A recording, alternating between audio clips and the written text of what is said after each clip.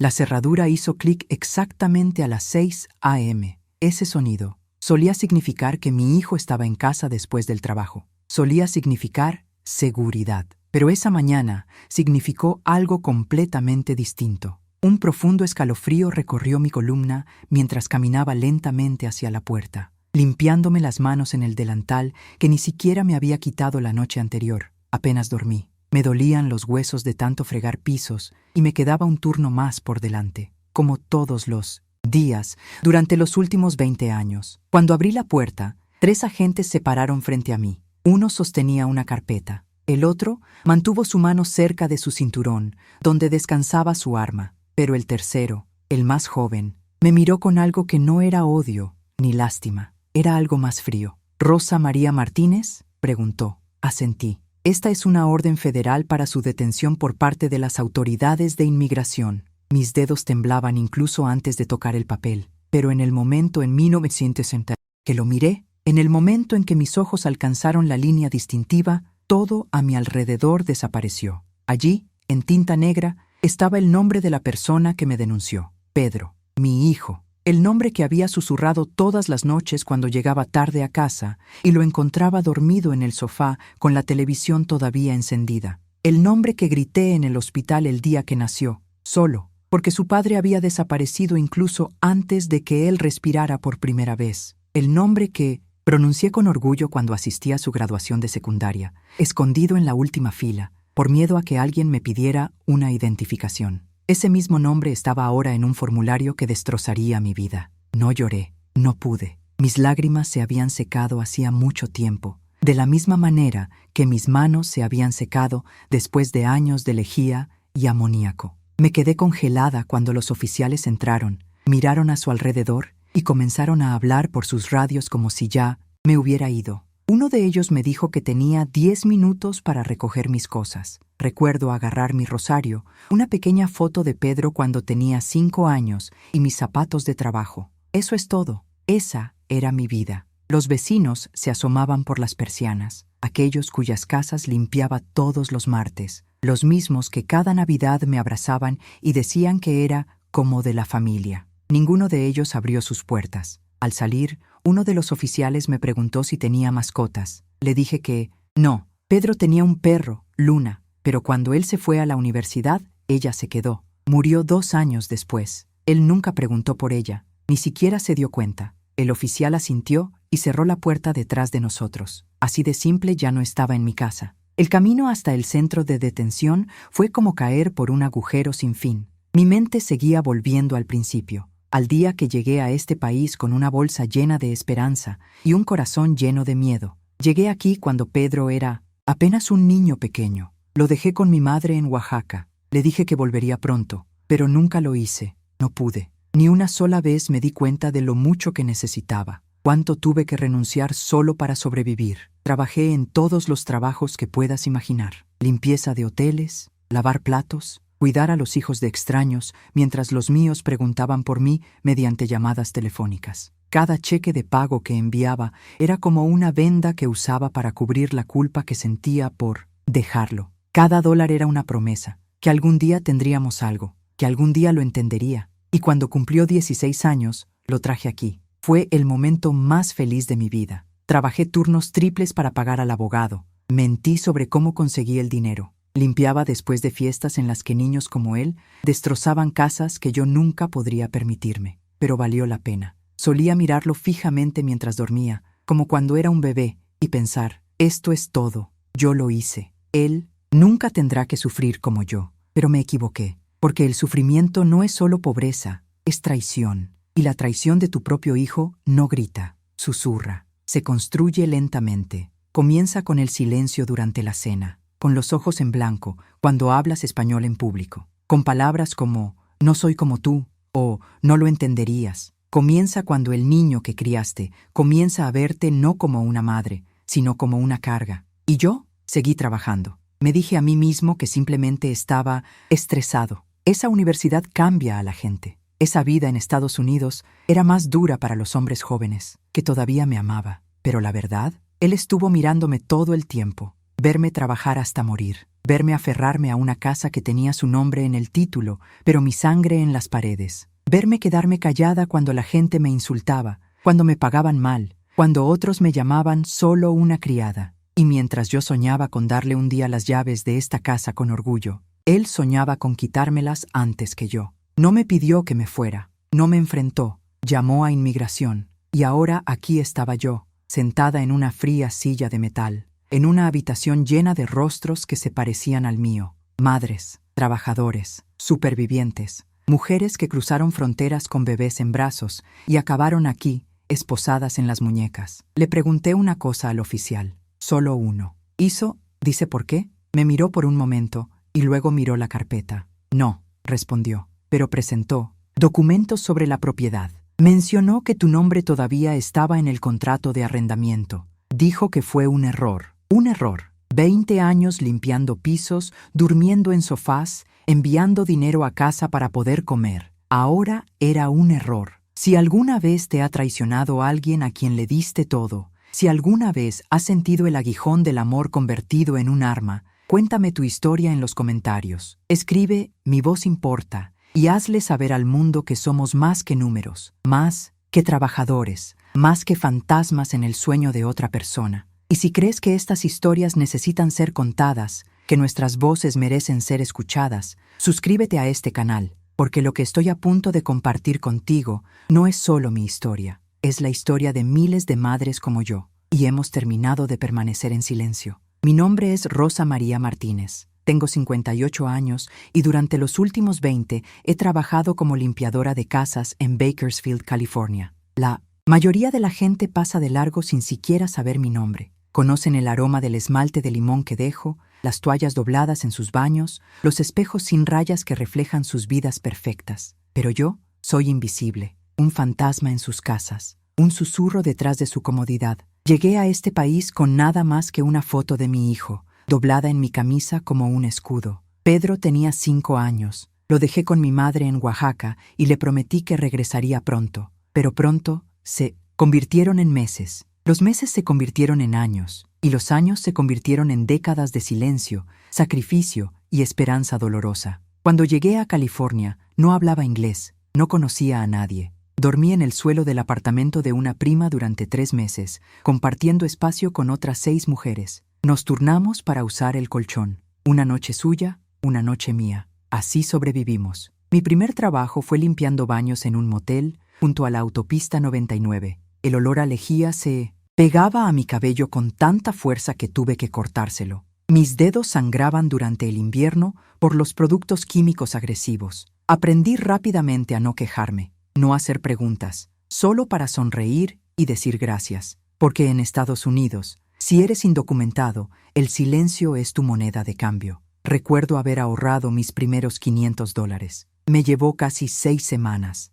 Se lo envié a mi madre con una nota que simplemente decía, para los zapatos y los libros escolares, de Pedro. Más tarde me dijo que durmió con esa nota debajo de la almohada durante una semana. Cuando finalmente logré traer a Pedro a vivir conmigo, él tenía 16 años. Me había perdido todo. Su primer día de clases, su brazo roto al caerse de una bicicleta, su voz cambia, su primer desamor. Intenté recuperar el tiempo perdido, pero hay huecos que no se pueden llenar con abrazos ni con dinero. Nos mudamos a una pequeña casa en East Bakersfield, 2 dormitorios, un baño, moho en los techos y un azulejo de la cocina agrietado que me cortó el pie más veces de las que puedo recordar. Pero para mí era un palacio. Yo mismo pinté las paredes, cortinas colgadas que encontré en una tienda de segunda mano, y le dije a Pedro, esto es nuestro, nadie puede quitárnoslo. La verdad es que compré esa casa con sangre. Cada cheque de pago que ganaba limpiando los desastres de otras personas se destinaba a ello. Recuerdo una noche, después de limpiar una mansión en las colinas, caminé a casa con los zapatos empapados del aspersor del jardín. Pasé por mi propia casa y me quedé allí, mirándola como si estuviera hecha de oro. No solo estaba limpiando pisos, estaba construyendo un futuro, colocando ladrillos con cada trapeador, cada fregado, cada turno agotador. No me importaba que nunca tuviera vacaciones, que me perdí las bodas, que comía el mismo arroz y frijoles en la cena 6 días a la semana. Lo único que quería era que Pedro creciera sin vergüenza, sin miedo. con dignidad. Y por un tiempo pareció estar funcionando. Hizo amigos, saqué buenas notas, jugó al fútbol. Incluso tomé una clase nocturna de inglés para poder entender mejor a sus profesores. Practiqué pronunciar palabras como oportunidad y logro, palabras que nunca había imaginado para mí, pero a las que me aferré para él. Un día llegué a casa del trabajo y encontré una carta de su escuela sobre la mesa. Había sido aceptado en un programa de preparación universitaria. Lloré tanto esa noche que empapé el cojín del sofá. Me abrazó y me dijo: «¿Ves, mamá? Tu trabajo está dando sus frutos, pero la vida tiene una manera cruel de convertir las bendiciones en armas, porque lo que no vi venir fue lo rápido que cambiaría el mundo que lo rodeaba. Cómo el orgullo que construí en nuestra pequeña casa se convertiría en vergüenza una vez que él entrara en un círculo diferente». Empezó a alejarse. Me pidió que no lo recogiera del colegio con mi uniforme de limpieza. Dijo que era complicado explicar nuestra situación a sus amigos. Al principio lo ignoré. Me dije a mí mismo que todos los adolescentes pasan por esa fase, pero luego dejó de hablar español en casa. Comencé a corregir mi pronunciación en inglés. Se negó a invitar a amigos. Una noche, llegó tarde a casa y cuando le pregunté dónde había estado, puso los ojos en blanco y dijo: «No lo entenderías». Era como ver cómo una semilla que había plantado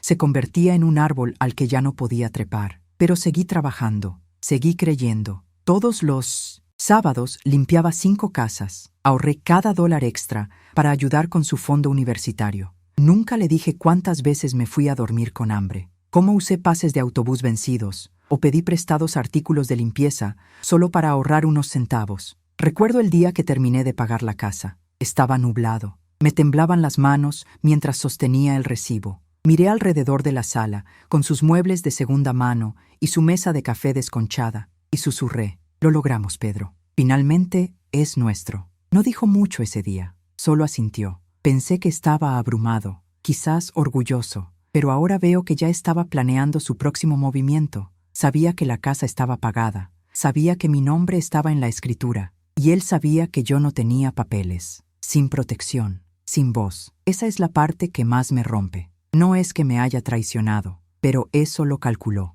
que mientras yo todavía cocinaba sus comidas favoritas, todavía lavaba su ropa, todavía rezaba por su foto, todas las mañanas él estaba llenando papeles para borrarme. He aprendido algo sobre el amor. No siempre es ruidoso, no siempre es hermoso. A veces, el amor simplemente aparece. Es un sufrimiento silencioso. Son años limpiando baños para que su hijo pueda sentarse en un salón de clases sin vergüenza. Pero el mundo no recompensa ese tipo de amor. No escribe canciones sobre eso. Se olvida que existe. Y a veces, también lo hacen nuestros hijos. Si estás viendo esto y alguna vez te has sentido invisible, si alguna vez le has dado todo a alguien solo para que te borre, quiero que sepas que no estás solo. Comenta a continuación con «Tengo valor» si esta historia te llama la atención. Y si quieres más historias como la mía, suscríbete a este canal. Porque detrás de cada piso limpio y sacrificio silencioso hay una voz esperando ser escuchada,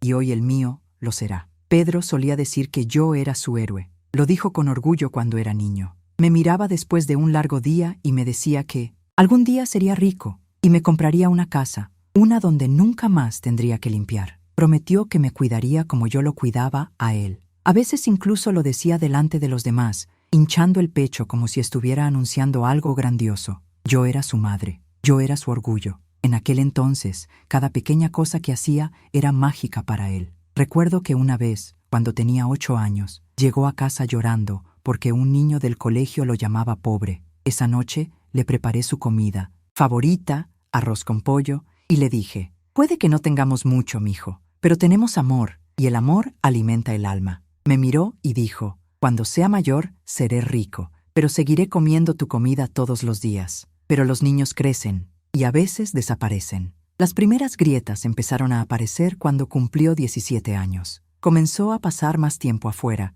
más tiempo en su teléfono, más tiempo con gente que no conocía. Me pidió zapatos y ropa de marca que no podía pagar. Todavía encontré formas de conseguirlos. Acepté turnos adicionales, caminé a más casas, limpié hasta que mis manos se sintieron como papel de lija. Quería que encajara, quería que perteneciera. Empecé a notar que no le gustaba hablar español con sus amigos. Lo llamaba mi amor o mi cielo en público, y él se estremecía. Una vez, en una tienda de comestibles, le pregunté algo en español y me siseó para que hablara inglés. Me reí y dije que simplemente estaba avergonzado, pero en el fondo me dolía. Dejó de llamarme mamá. Empezó a llamarme simplemente mamá, no de una manera amorosa. Sonaba más como un extraño probando una palabra. Cuando ingresó a la universidad, ya estaba a la deriva. Eligió una universidad a solo 2 horas de distancia, pero rara vez lo veía. Visitaba cada vez menos. Cuando regresó a casa, apenas habló.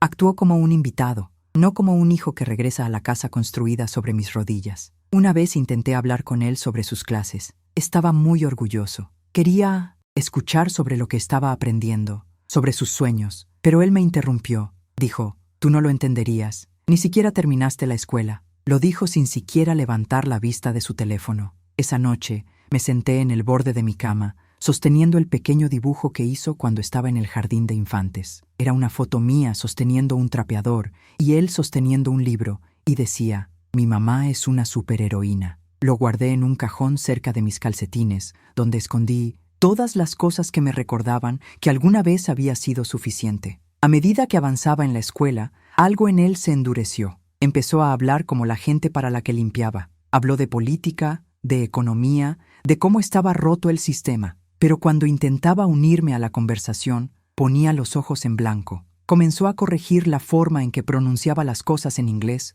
Me dijo que tenía que mantenerme al día si quería vivir en este país. Quería gritar. Quería decirle que había seguido el ritmo, que había corrido una carrera cada día de mi vida solo para mantener la comida en la mesa, que había aprendido suficiente inglés para defenderlo cuando los profesores intentaron etiquetarlo, que había caminado a través del fuego solo para traerlo aquí. Pero me quedé en silencio, porque las madres aprenden a tragar el dolor como si fuera aire, porque mi amor por él era más fuerte que mi orgullo. Entonces, un día, algo cambió. Lo escuché hablando por teléfono. Estaba hablando con alguien sobre protección legal y títulos limpios. Al principio, no pensé mucho en eso. Supuse que era algo para la escuela o una solicitud de empleo, pero luego empezó a evitar mis llamadas. Tardaría más en responder los mensajes. Dejó de llamarme para darme las buenas noches. Sentí como si estuviera desapareciendo de su vida en tiempo real.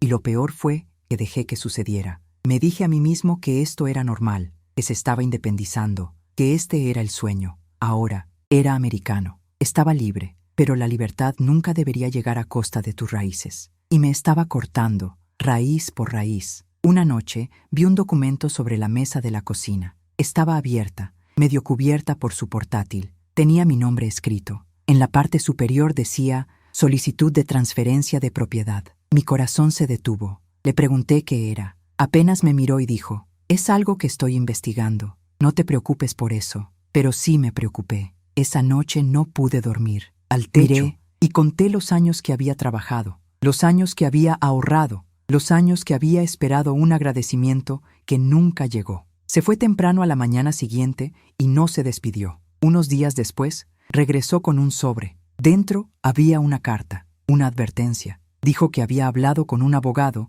y que mi nombre en la casa era un pasivo, que si me atrapaban, el gobierno podría embargar la propiedad, que sería más seguro poner todo a su nombre. Me reí. Al principio pensé que era una broma. Le pregunté si hablaba en serio. Él dijo que sí, que fue para nuestra protección, como si no hubiera pasado 2 décadas protegiéndolo, como si no supiera la verdad detrás de esas tranquilas y frías palabras. Se estaba preparando para borrarme, legalmente, en silencio, permanentemente. Esa noche lloré, pero no como antes. Esta vez no fue tristeza. Fue algo más agudo, como si la traición hubiera hecho un espacio en mi pecho y se hubiera instalado en él. Entonces me di cuenta de que el chico que una vez me tomó de la mano al cruzar la calle ya no estaba. En su lugar había un hombre moldeado por un mundo que le decía que el poder lo era todo y que el sacrificio de su madre era solo un trampolín. Si alguna vez sentiste que alguien a quien amas te dio la espalda, si lo diste todo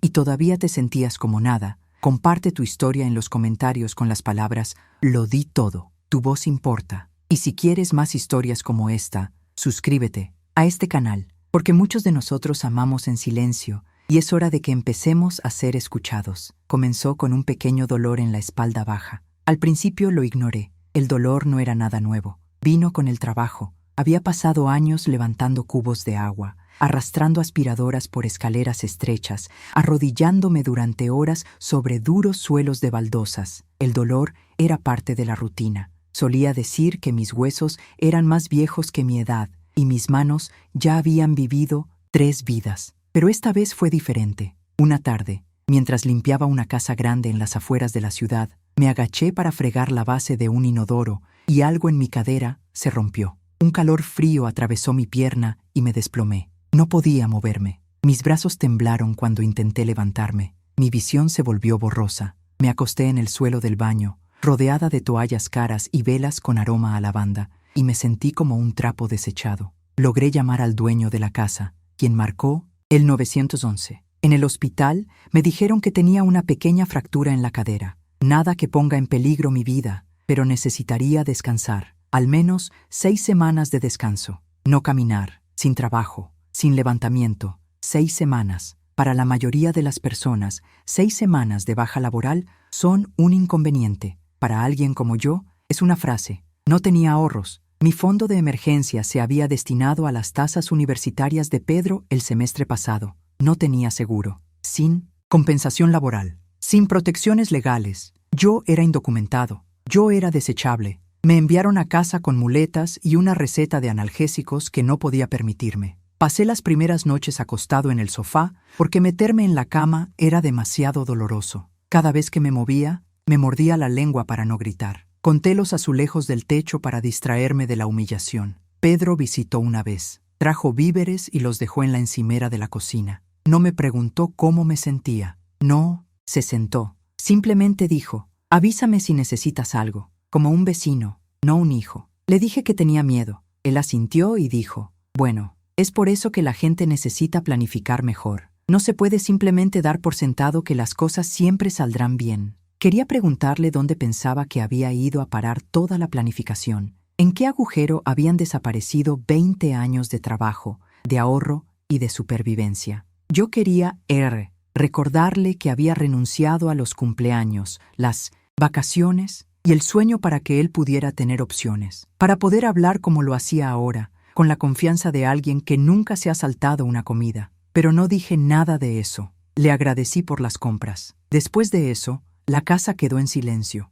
Intenté mantenerme ocupada con cosas pequeñas, ropa plegable, limpiar mostradores, regar las plantas, pero cada movimiento fue lento. Sentí que cada paso me costaba una parte de mí mismo. La parte más difícil no fue el dolor, era la quietud. Por primera vez en años, no tenía nada que hacer, sin trabajos, sin clientes, sin listas. El silencio me gritó, me dijo lo reemplazable que era. Con qué facilidad el mundo sigue adelante sin ti. Y en ese silencio, un nuevo miedo se apoderó de él. ¿Y si Pedro no quisiera que me recuperara? ¿Y si, en el fondo, esto le conviniera? Una mañana lo escuché hablar nuevamente por teléfono. Él estaba en la sala y yo descansaba en el pasillo, medio dormido. Él dijo, ella ya no puede cuidar de sí misma. Es riesgoso. No sé si es seguro para ella quedarse aquí así, especialmente sin papeles. Si algo sucede y ella termina en el sistema, podría afectar todo. Contuve la respiración.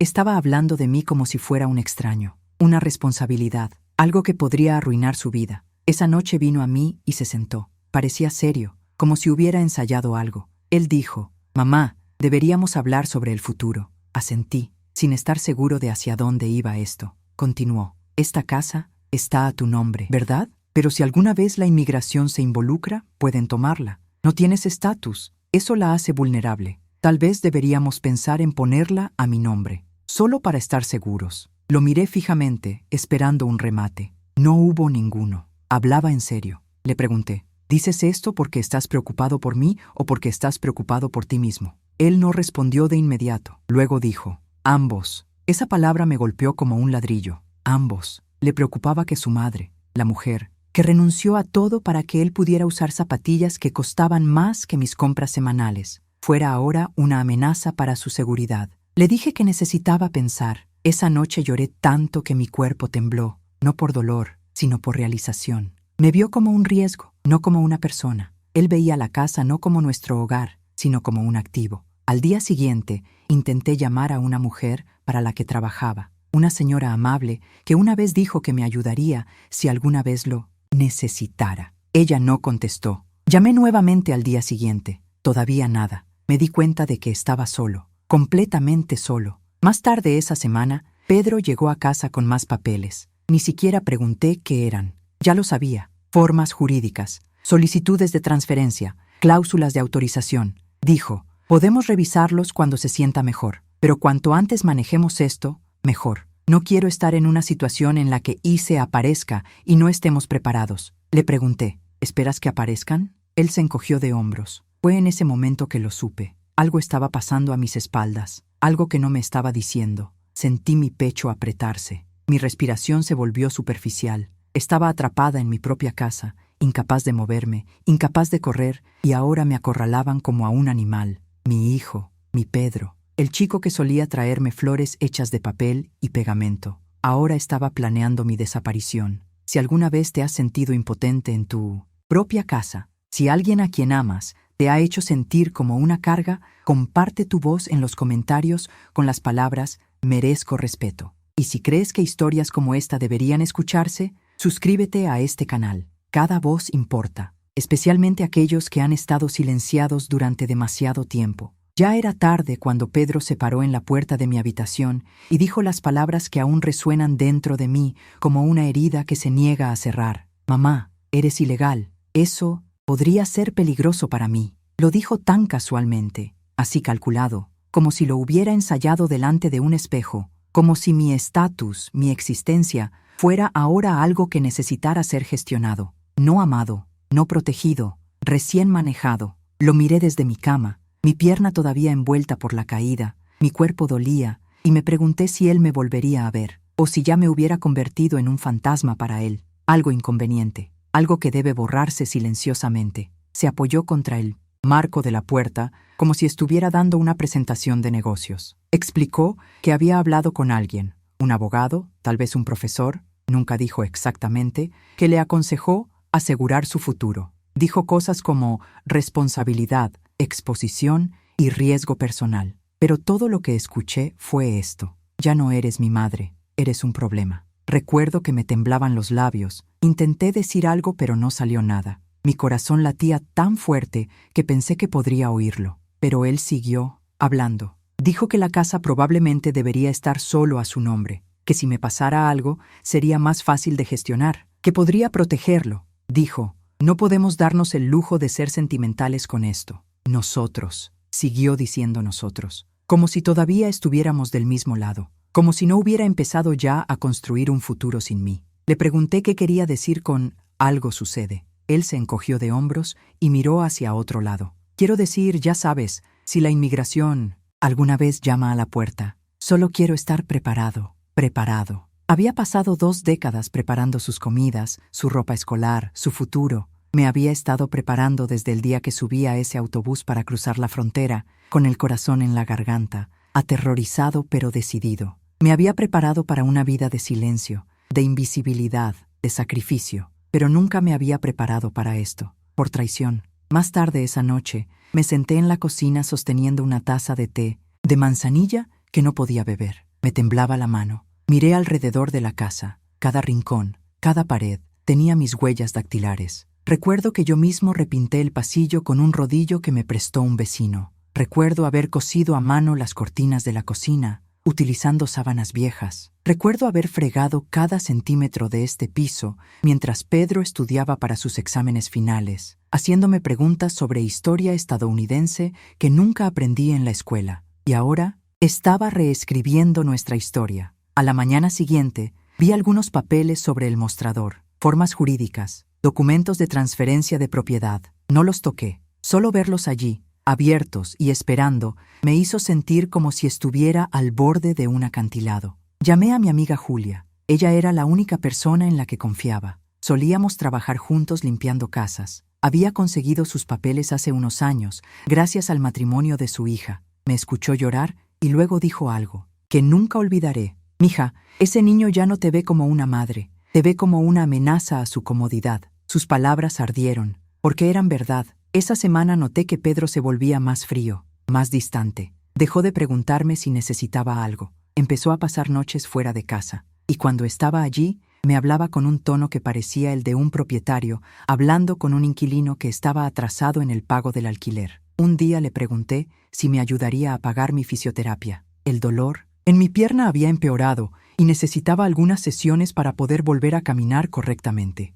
Ni siquiera levantó la vista de su teléfono. Él dijo: «¿No lo planeaste, mamá? ¿Ahora quieres que arregle todo?». Sentí que mi cara ardía de vergüenza. Esa noche encontré un sobre viejo escondido en mi armario. Dentro había fotografías de él cuando era un bebé, sus primeros zapatos, un mechón de pelo de su primer corte de pelo, una tarjeta de cumpleaños que me hizo cuando tenía 7 años, con una figura de palo sosteniendo una escoba y un corazón. Agarré esa tarjeta como si todavía pudiera protegerme, pero el chico que lo hizo ya no existía. Unos días después, Julia volvió a llamar. Parecía preocupada. Me dijo que alguien que ella conocía había visto a Pedro en la oficina de un abogado de inmigración. Me quedé helado. Dijo que no estaba segura de lo que significaba, pero que algo no se sentía bien. Fue entonces cuando me di cuenta. Estaba preparando el escenario. No estaba pensando solo en quedarse con la casa. Estaba pensando en sacarme completamente de la escena. No físicamente,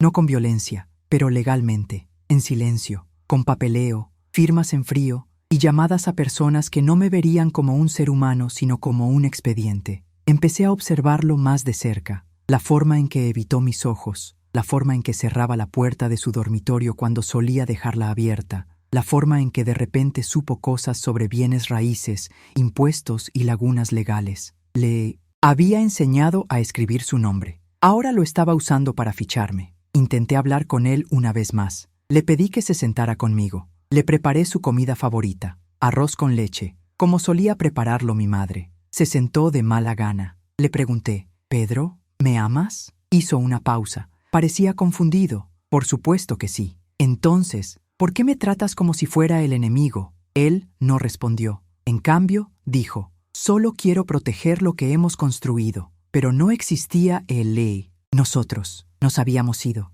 y en su lugar solo estaba yo y él. Y el espacio entre nosotros, que solía estar lleno de confianza, ahora está cargado de silencio y miedo. Si alguna vez miraste a alguien a los ojos y te diste cuenta de que ya no te ve, si alguna vez sentiste que el amor se convirtió en papeleo, comparte tu verdad en los comentarios con las palabras «merezco lealtad». Y si cree que estas historias deben ser escuchadas, suscríbase. Tu apoyo es una luz para quienes aún viven en las sombras. El golpe en la puerta se produjo justo antes del amanecer. 3 golpes cortos, firme, sin dudarlo. Ya estaba despierto. El dolor en la pierna me impidió dormir mucho esos días, y el silencio de la madrugada se había convertido en mi única paz. Estaba bebiendo café tibio de una taza descascarada, mirando el suave resplandor fuera de la ventana, cuando lo escuché. Mis manos se congelaron. Mi corazón latía tan fuerte que lo sentí en mi garganta. Abrió la puerta lentamente. Allí estaban 2 agentes de inmigración. Uno sostenía un expediente, el otro preguntó mi nombre. Asentí, demasiado aturdida para hablar. El que tenía el expediente lo abrió, pasó algunas páginas y dijo: «Recibimos un informe. Usted figura como una persona indocumentada que reside en esta propiedad». No lo dijo con enojo, no levantó la voz, pero tampoco había dulzura en su tono, solo procedimiento. Solo otro nombre en otra línea. Mis rodillas se debilitaron. Mi primer instinto fue mirar más allá de ellos. Como si Pedro apareciera, como si dijera que fue un error, que no lo decía en serio, que podía solucionarlo. Pero él no vino. El oficial me entregó el documento. Era oficial. Una notificación de posibles procedimientos de deportación. Seguiría una revisión de mi caso. No me detuvieron inmediatamente, dijeron. Solo me informaron que se había iniciado la investigación. Me quedé mirando el periódico con incredulidad. Mi nombre estaba escrito correctamente, mi fecha de nacimiento, mi dirección. Y luego, al final de la denuncia, bajo parte iniciadora, había un nombre: Pedro Martínez. Sentí que la tierra se movía debajo de mí. Las letras se volvieron borrosas. Los leí de nuevo, y otra vez. Mi propio hijo me había incluido en el sistema del que me había escondido toda mi vida. Me quedé congelada, con las manos temblando. Los oficiales ya se estaban volviendo hacia su vehículo. La puerta se cerró lentamente detrás de mí. No podía moverme, no podía respirar. No fue un error. Él lo había hecho. Él me había entregado. Me senté en el sofá y miré la pared durante lo que parecieron horas. Mi café se enfrió en mi regazo. Los papeles yacían a mi lado, pesados y silenciosos, como una lápida. Mis pensamientos se aceleraron. ¿Por qué haría esto? ¿Qué me había perdido? ¿Qué podría hacer que un hijo traicionara a su propia madre de manera tan profunda y tan intencionada? No fue una acción de calor del momento. No fue un error. Esto había requerido esfuerzo. Se había puesto en contacto con alguien. Le expliqué mi estado. Les di mi ubicación. Les di la verdad que había ocultado durante décadas. Había convertido mi confianza en un arma. Él lo sabía todo. Dónde guardé mis documentos. ¿Qué trabajos había trabajado? ¿Cuánto tiempo había vivido en las sombras? Conocía los riesgos y aún así lo hizo. Fue calculado. Pensé en los formularios sobre el mostrador, la forma en que seguía mencionando protecciones legales, la frialdad en su voz cuando dijo estar preocupado por su futuro. Las señales de advertencia habían estado ahí, pero me negué a creerlas. Me dije a mí mismo que estaba estresado, que estaba asustado, que nunca haría algo tan cruel, pero lo hizo. Intenté llamarlo. Una vez, 2 veces. Ninguna respuesta. Esa tarde oí abrirse la puerta principal. Me quedé completamente quieto, con los papeles todavía en la mano. Pedro entró con la mochila colgada de un hombro y auriculares en las orejas. Ni siquiera me miró. Fue directamente a su habitación.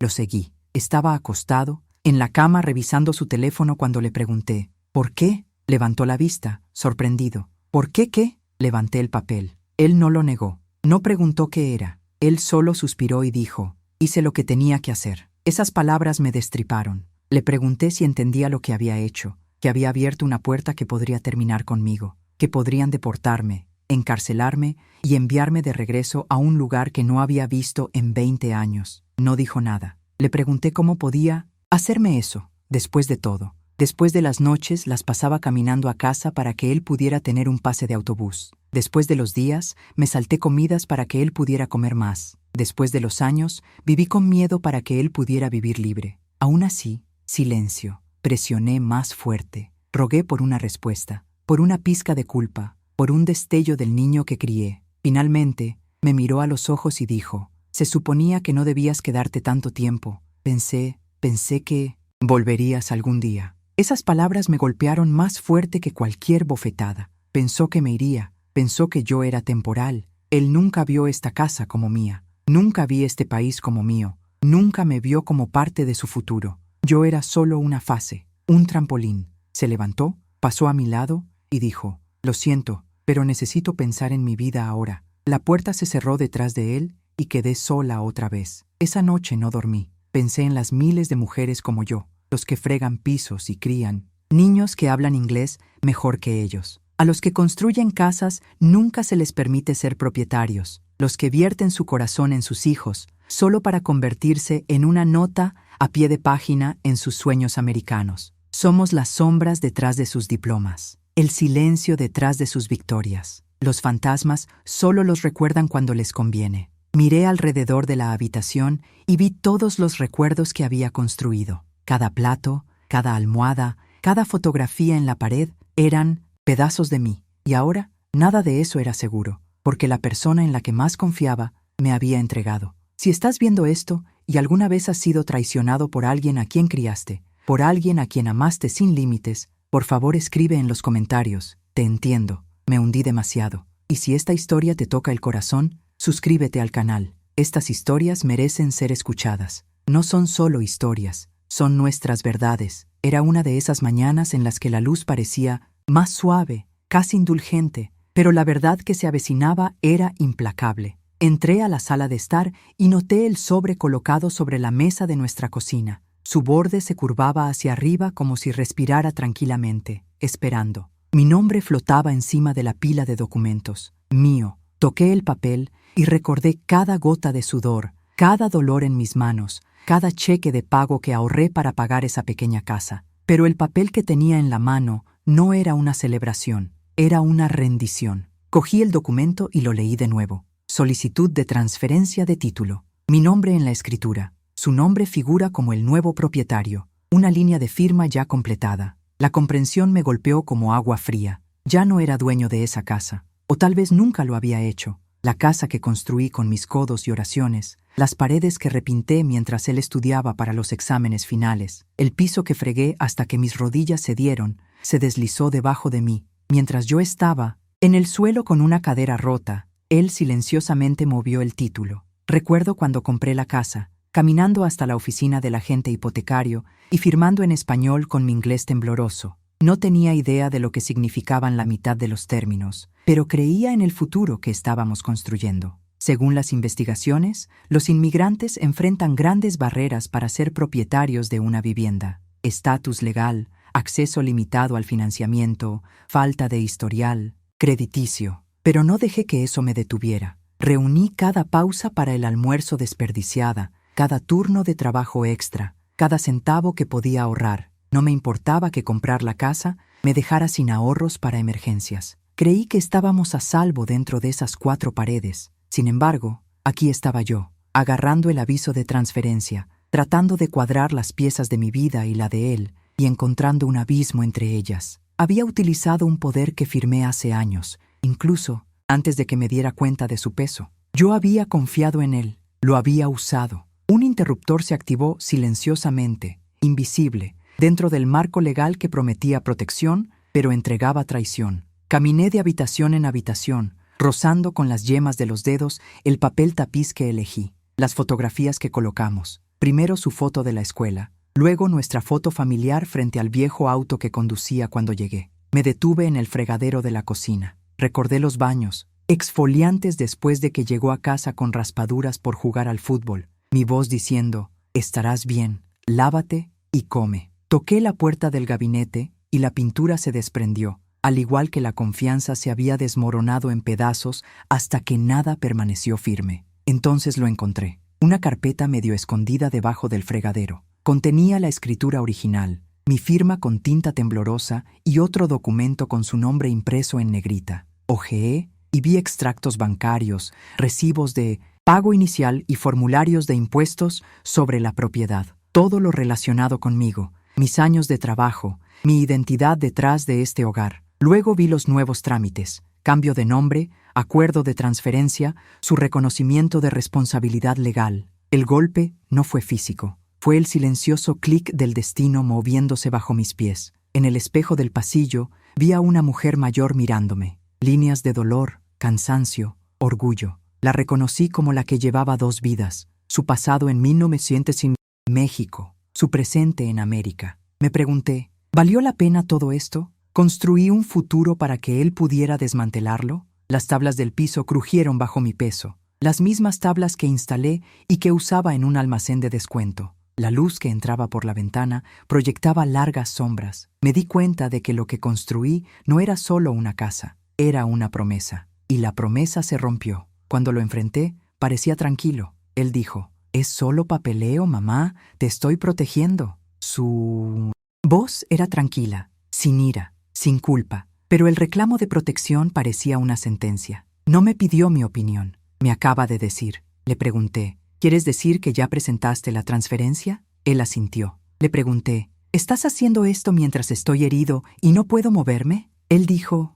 sí. Intenté decirle lo que me costó. Dijo, no entiendes lo riesgoso que es esto. Riesgo. Entendí el riesgo. Cruzando la frontera, trabajando sin papeles, limpieza de pisos, vivir con miedo. No era ajeno a ello, pero su riesgo no era el mío. Su riesgo era el beneficio, mientras que lo mío era la supervivencia. Y ahora ostentaba el título, mientras guardaba recuerdos y un montón de papeles que decían que ya no era el dueño, mientras no tenía voz en las decisiones sobre la casa en la que todavía vivía, mientras era simultáneamente residente y refugiado en mi propio hogar. Miré por la ventana hacia el patio trasero, el pequeño jardín que planté con las plántulas sobrantes cuando el propietario, anterior a nosotros, se mudó. Las rosas florecían 2 veces al año. Me arrodillé y hundí un dedo en la tierra. Estaba seco. Se me había olvidado regarla, porque estaba ocupado peleando. Pero ¿cómo peleas contra algo que no sabes que está sucediendo? ¿Cómo confrontas a alguien a quien criaste?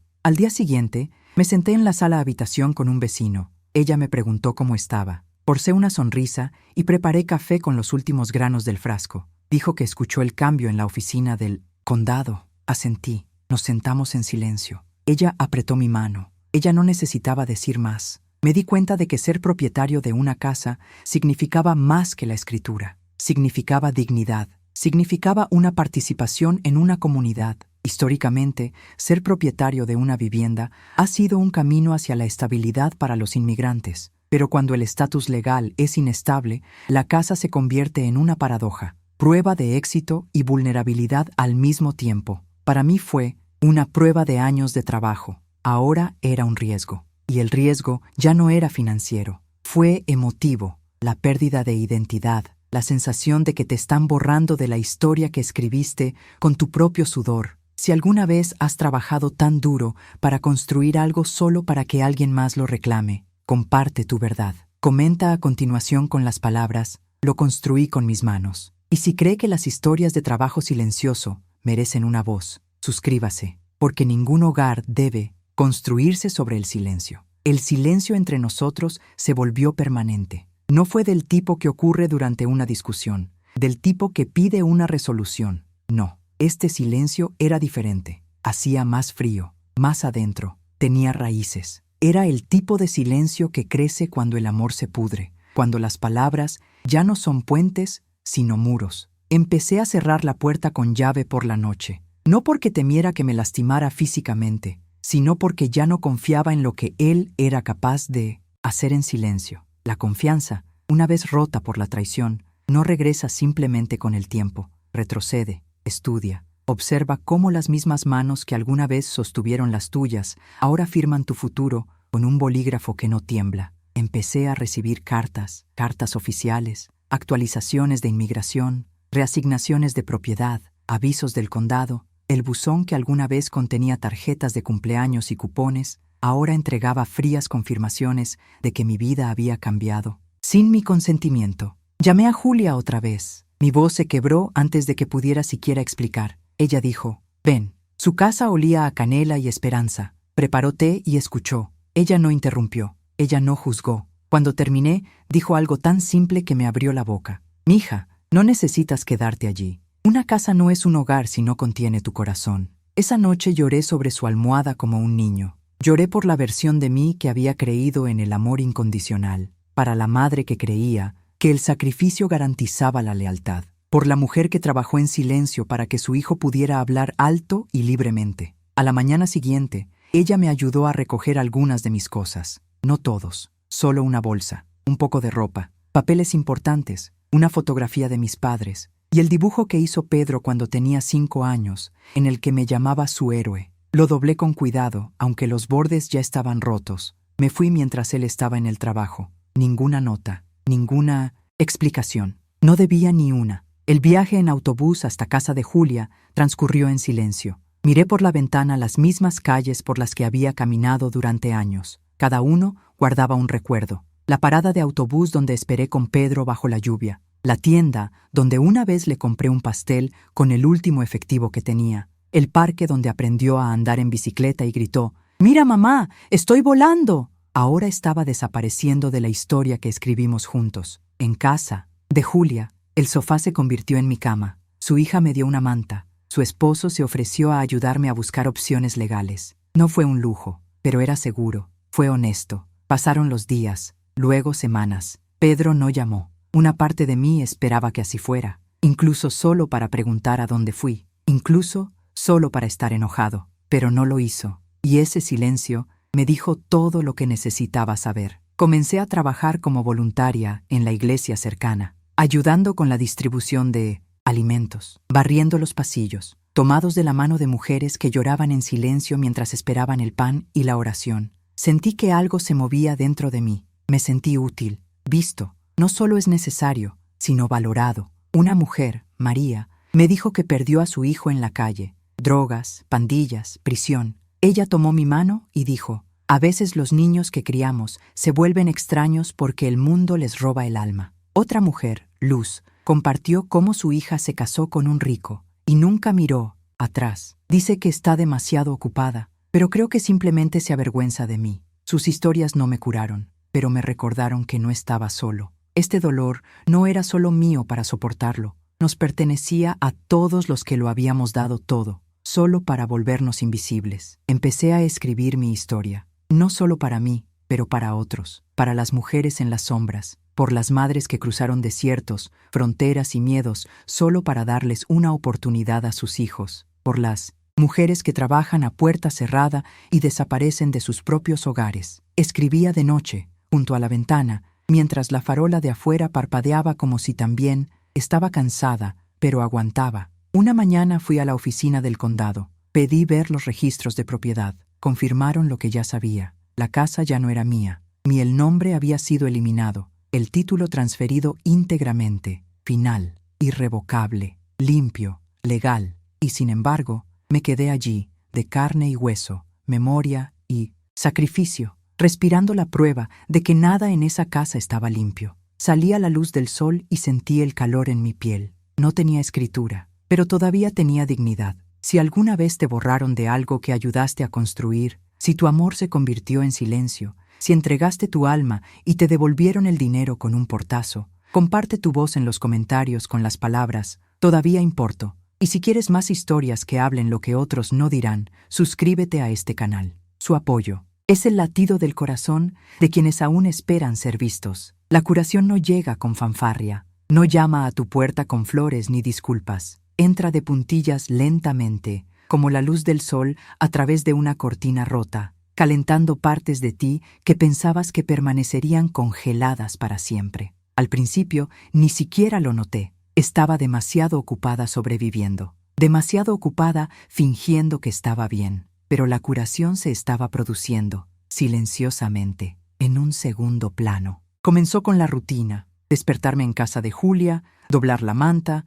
ayudar a preparar el desayuno. No era mi cocina, no mis paredes, pero había amabilidad en la forma en que su hija me pasó la sal, en la forma en que Julia me preparó un plato sin preguntarme. Esa amabilidad era medicina. Comencé a ser más voluntario, en el banco de alimentos, en la iglesia, en el centro comunitario, donde las madres se reunían para compartir historias, trenzarse el cabello unas a otras y pronunciar los nombres de sus hijos como oraciones. Una tarde me senté junto a una anciana que me recordaba a mi propia madre. Tenía las manos arrugadas, fuertes, el tipo de manos que habían visto demasiado. Me dijo que no había visto a su hijo en 10 años, que se fue después de que ella no pudo pagar su fianza. Ella dijo que él la culpaba, que él nunca la perdonó. Ella sonrió suavemente y dijo: «A veces les damos todo y ellos todavía eligen el mundo». No respondí, solo tomé su mano. Ese toque me recordó que todavía era humana, porque esa es la peor parte de la traición. No es solo la pérdida, es el borrado. La forma en que empiezas a dudar de tus propios recuerdos, la forma en que te preguntas si tu amor alguna vez fue real, si tus sacrificios importaran siquiera. Pero ese día, rodeada de mujeres que llevaban las mismas cicatrices invisibles, me di cuenta de algo. No somos borrados, estamos escritos en silencio, en fuerza, en supervivencia. Empecé a caminar más. A veces todavía me dolía la pierna, pero el movimiento me ayudaba. Pasé por casas que solía limpiar. Uno en particular me llamó la atención. Un edificio de 2 pisos, con contraventanas blancas y un jardín de rosas. Había pasado 2 años allí, todos los martes por la mañana, fregando el mismo piso de la cocina mientras el dueño miraba la televisión. Solía hablarme como si fuera sordo o mudo. Recordé que una vez dijo: «Ustedes realmente saben cómo trabajar. Ustedes», como si fuéramos una categoría, no individuos. Pero ahora, al pasar por esa misma casa a mi propio ritmo, como mi propia persona, no sentí vergüenza, solo claridad, porque esa mujer nunca sabría mi historia, no precisamente, pero yo conocía el suyo. Sabía lo que era criar a alguien que te miraba como una herramienta, y ese conocimiento era poder. De vuelta en casa de Julia, comencé a ayudarla con el papeleo, traducir formularios, llenar solicitudes en línea, organizar sus facturas. Un día, ella me miró y me dijo: «Deberías trabajar en el centro comunitario. Necesitan gente como tú». Al principio me reí. «¿A mí?», ella dijo. «Hablas 3 idiomas, has criado a un niño sola, sobreviviste a un sistema roto y sabes cómo ayudar a las personas que se sienten invisibles. Eres exactamente lo que ese centro necesita». Esa noche lo pensé. No había tenido un trabajo formal desde la lesión. No tenía documentos, pero tal vez, solo tal vez, hubiera una manera. Quizás podría ayudar desde las sombras. Quizás no necesitaba un título para cumplir un propósito. Así que regresé al centro, esta vez no solo como voluntaria. Me senté con la coordinadora, una amable mujer llamada Ángela. Le conté mi historia, le conté todo. Sus ojos se llenaron de lágrimas. Ella dijo: No se necesitan papeles para marcar la diferencia. Solo se necesita corazón. Me dieron un pequeño estipendio, un escritorio de esquina, una carpeta etiquetada con mi nombre. Y por primera vez en años me sentí visto. Una noche, mientras organizaba los formularios de admisión, encontré uno con una letra que reconocí. Pedro, su nombre. Mi aliento se quedó atrapado en mi pecho. Era un formulario de asistencia para la vivienda. Revisé la fecha. Reciente, muy reciente. La dirección indicada era la mía, mi antigua casa. Leí más. Él mismo se había catalogado como el único residente, sin dependientes. Ninguna mención de mí. No me sorprendió, pero yo estaba vacía. Esa noche me senté con Julia y le conté. Ella dijo, él todavía está construyendo sobre lo que le diste.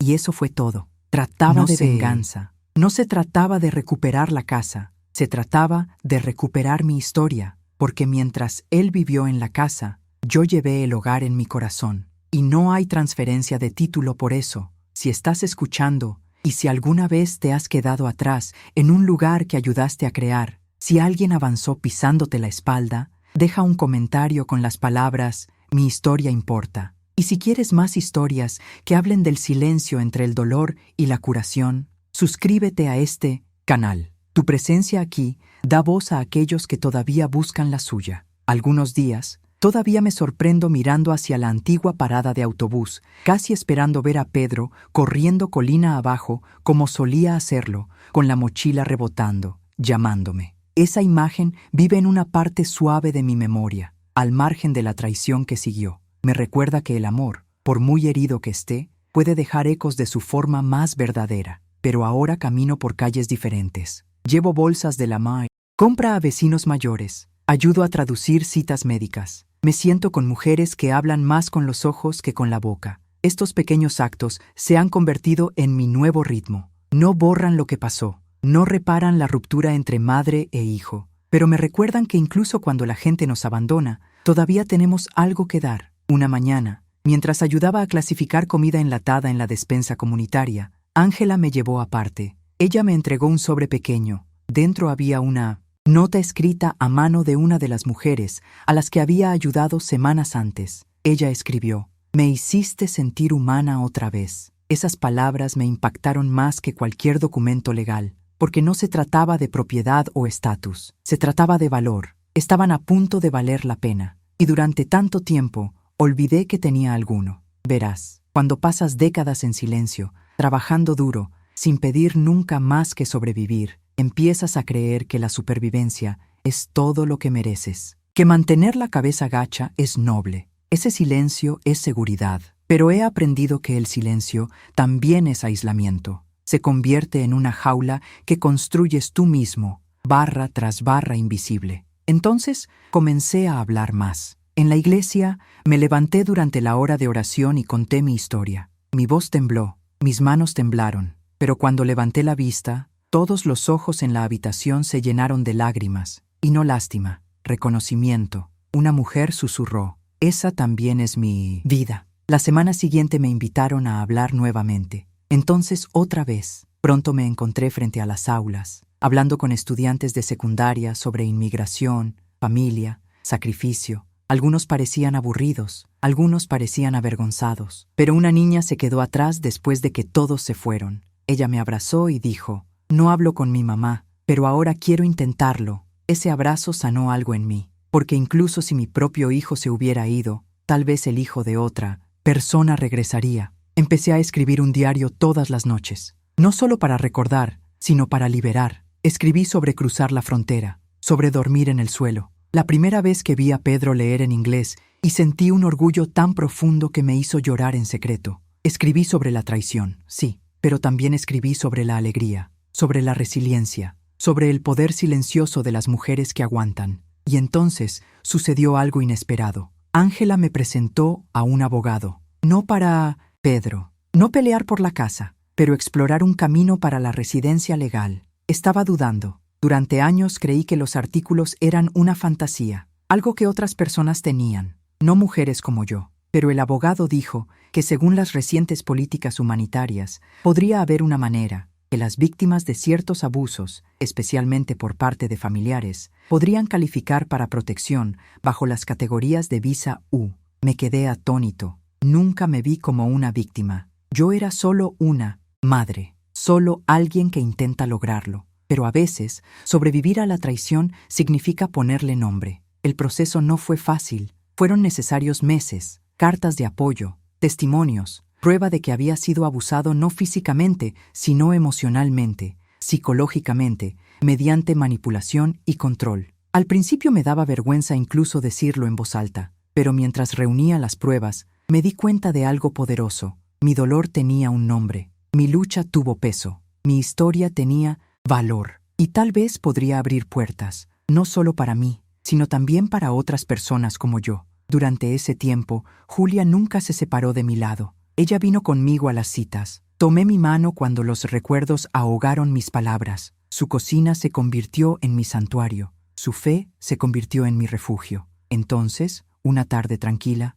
recibí una carta, un aviso de aprobación. Se me concedió la acción diferida en virtud de una cláusula humanitaria. No era una tarjeta verde, pero era seguridad. Fue un reconocimiento. Fue el primer ladrillo de una nueva fundación. Me senté sola en el dormitorio y sostuve la carta contra mi pecho, no porque me salvó, sino porque me honró. Después de todos estos años de esconderme, me habían visto. Si alguna vez sintió que su historia no importaba, que su sufrimiento era demasiado silencioso para ser reconocido, escriba en los comentarios: existo y soy suficiente. Y si cree que voces como la nuestra merecen ser escuchadas, no ocultadas, suscríbase a este canal. Cada historia compartida aquí es una luz en la oscuridad, y a veces una luz es suficiente para guiar a alguien a casa. Después de que llegó la carta de aprobación, todo a mi alrededor parecía tener un significado diferente. Peso neto. La misma calle por la que caminaba todos los días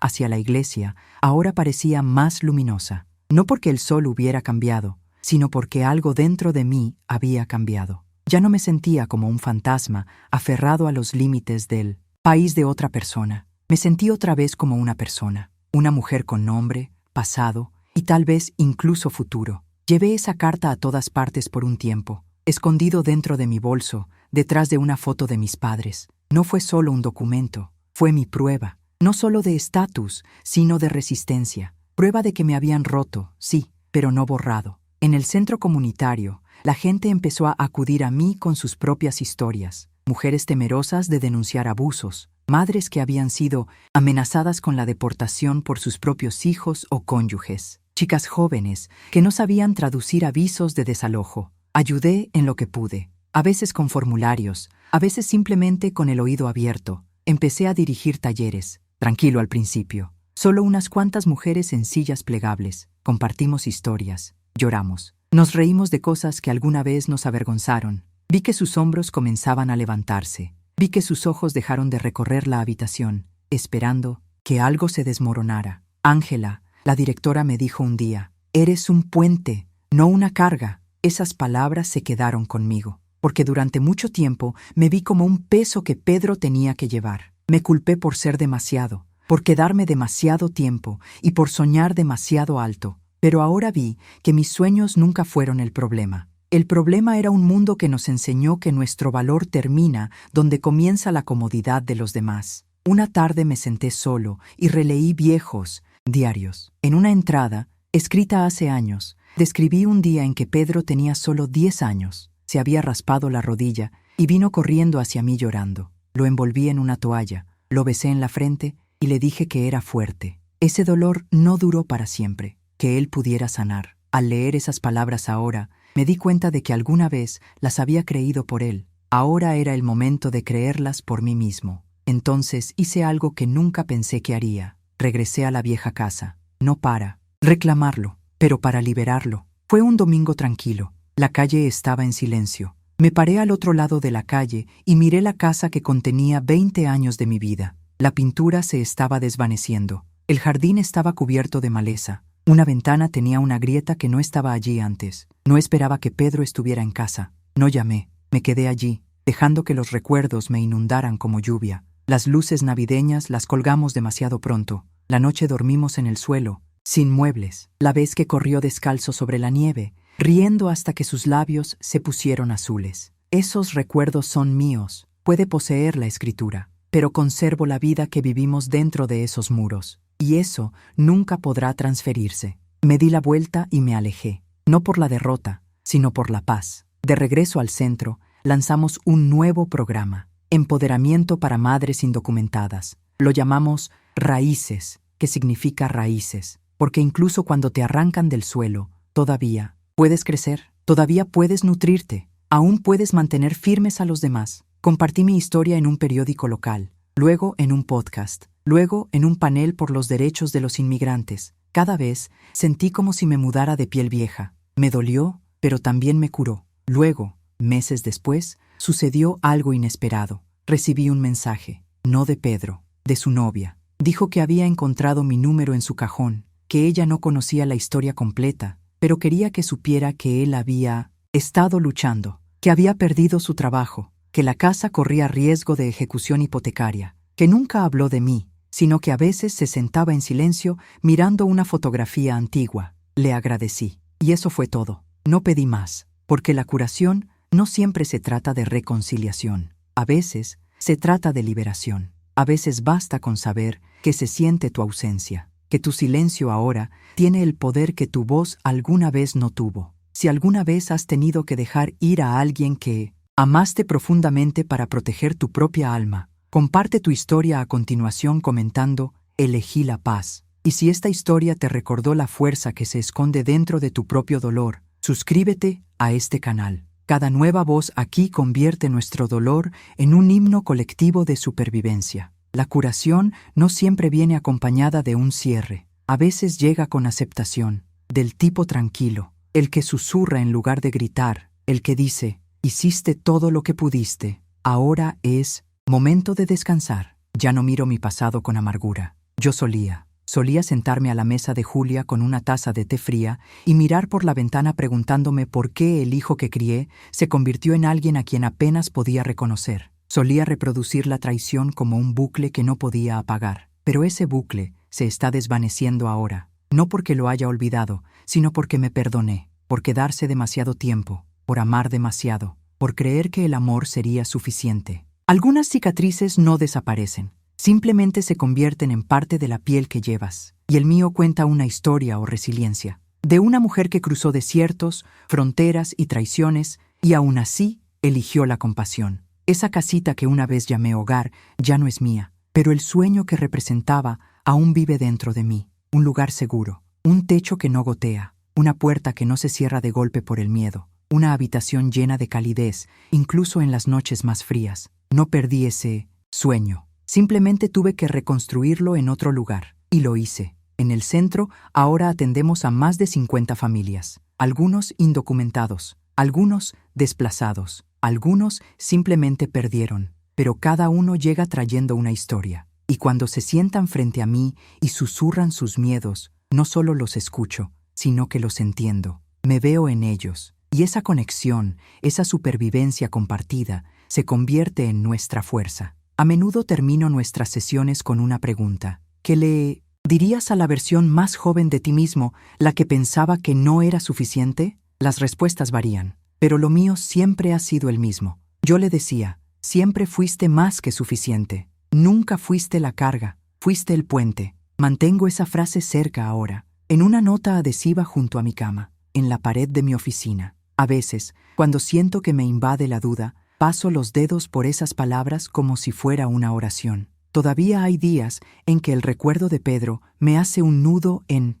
la garganta. No porque quiera que regrese, sino porque, en primer lugar, desearía que nunca se hubiera ido. Dejó al niño que solía ser. Dejó sin condiciones la versión de sí mismo que me amaba. Esa parte duele, pero ya no me define. Lo que me define ahora es el trabajo que hago, las mujeres que levanto. La paz la llevo en el pecho como un tambor constante. Y si has llegado al final de esta historia, quiero darte las gracias. Gracias por escuchar, para mantener el espacio, por ser testigo de una historia que casi fue silenciada. Tu presencia aquí significa más de lo que crees. Es un recordatorio de que historias como la mía no desaparecen en la oscuridad, se hacen eco, se levantan, vuelven a respirar en los corazones de quienes se atreven a preocuparse. Si esta historia tocó algo muy dentro de ti, si te recordó a tu madre, tu abuela, tu propia lucha, Deja un comentario con las palabras "Te veo y no estás solo". Cada comentario es una luz, y necesitamos tantas luces como podamos conseguir. Si aún no lo has hecho,